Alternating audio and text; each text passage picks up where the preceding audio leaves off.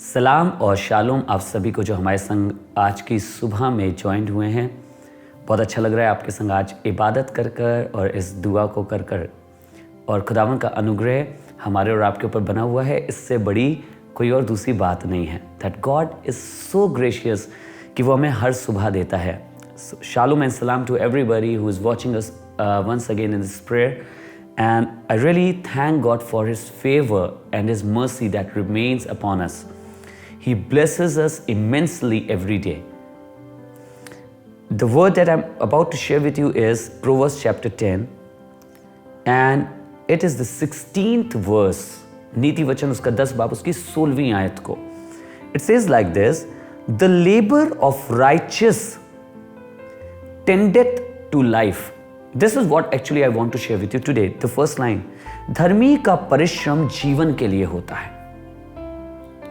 Now, when we talk about life, we all should know that when we speak about life, it is not the life that we are talking about in which we are living right now, but the word of God always encourages us and pushes us towards the eternal life. हम ये जानते हैं जब हम जीवन की बात करते हैं खुदावंद के कलाम में, तो खुदावंद का कलाम मुझे और आपको अनंत जीवन की तरफ भेजता है, उस तरफ हमें उसका रास्ता दिखाता है. You know, because this life which we are living on earth, it can end any time. But the life which God has kept for us, if we will remain on His paths, if we will remain in righteousness, if we will remain in our faith, then God has promised us to give an eternal life. जब अगर हम अपने विश्वास में बने रहें, अगर हम परमेश्वर की राहों पर बने रहें, अगर हम उसके कलाम में बने रहें, तो परमेश्वर ने मुआहदा किया है, वायदा किया है कि वो मुझको और आपको अनंत जीवन देगा. इसीलिए वचन में लिखा है, it says like this: the labour of the righteous, the labour of the righteous. किसी भी व्यक्ति के कार्य की बात नहीं कर रहा है, एक धर्मी व्यक्ति के कार्य की बात कर रहा है और कह रहा है धर्मी का परिश्रम जीवन के लिए होता है.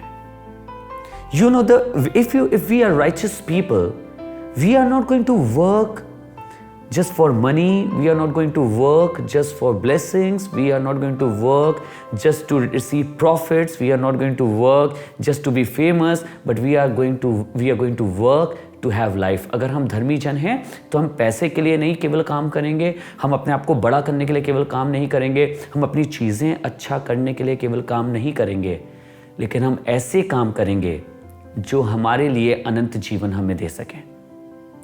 That is why the Bible says the labor of the righteous tendeth to life. धर्मी का सारा परिश्रम जीवन के लिए होता है. कई बार आप बुरी परिस्थितियों में खामोश रहते हैं, वो क्योंकि आप जीवन के भागीदारी हैं. आप संघर्ष में थमे रहते हैं, वो इसलिए क्योंकि आप जीवन के भागीदारी हैं.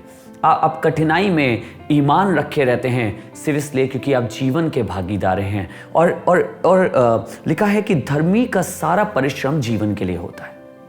Even in the difficult times, you keep yourself quiet because you want the eternal life of God. Even at the time of trouble, at the time of quarrels, you keep quiet. The reason is because you don't want to let the grace of God and to move away from the path of righteousness, but you are looking forward towards the eternal life, and that is why you are quiet. This is what the life of righteous is. He goes for the eternal life. He moves forward for the eternal life.